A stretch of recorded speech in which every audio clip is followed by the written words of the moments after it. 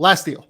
Caris LeVert to the Cleveland Cavaliers for Ricky Rubio, the Cavs' first-round pick this year that is lottery protected, and the Houston Rockets 2022 second-round pick, which the Cavs owned. There are also, I believe that I believe that Indiana also gets Miami's second-round pick this year. So essentially, Indiana moves 20 spots up. Or no, Cleveland gets that pick. So Indiana is moving 20 spots up in the second round, in addition to acquiring a first-round pick. Yeah, and right. the Cavs, I believe, are acquiring a 2027 or 2025 second-round pick as well, something like that. Or there's like a second-round pick in there somewhere.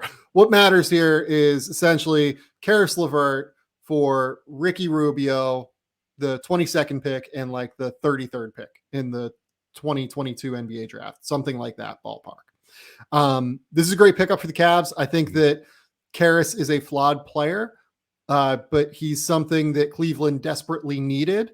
And they have the insulation around him in order to get the most out of him, actually, because they have the defensive guys that will be able to make up for him when he gets beat on the ball.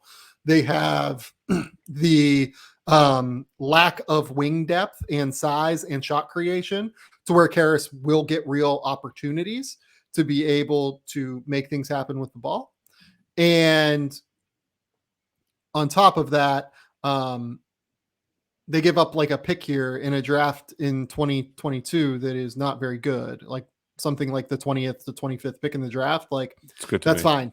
Yeah, Caris helps them. And if you're Indiana, like it's great to pick up that asset, but that's why it works for both ends. Caris is an injection of offense on a team that has defensive pieces to hide the deficiencies or the holes in his game.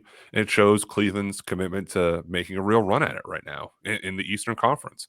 I was very critical of the moves they made with pairing the bigs together. It's all worked. Darius Garland has been great.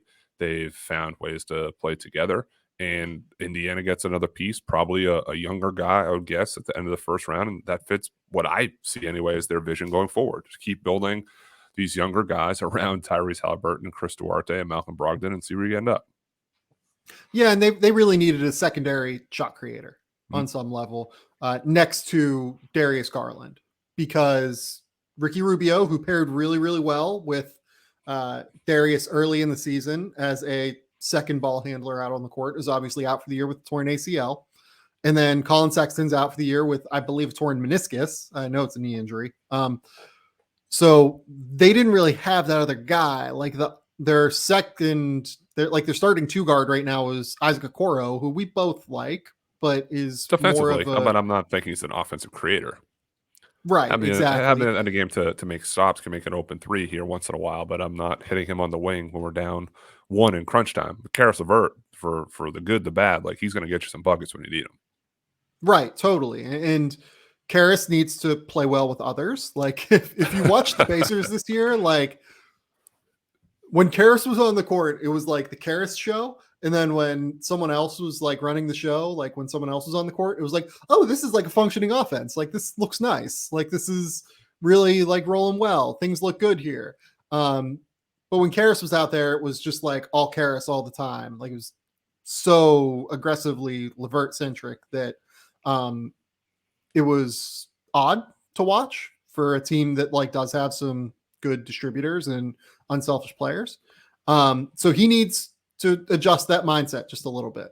But if he does that, it's a really good fit next to Darius Garland, who can also play off the ball. Like that's the big thing for me is like Darius Garland. I mean, you watched him in AAU as much as I did. Like when he was young, like he played off the ball. Like he was not really a point guard until like his junior year of high school, like maybe even like midway through his junior year of high school. Like he was like an off guard shooter for a long time. And a lot of those skills have translated to the NBA in the way that he can kind of run off of screens and do both, play off the ball and do a lot of different stuff. Yeah.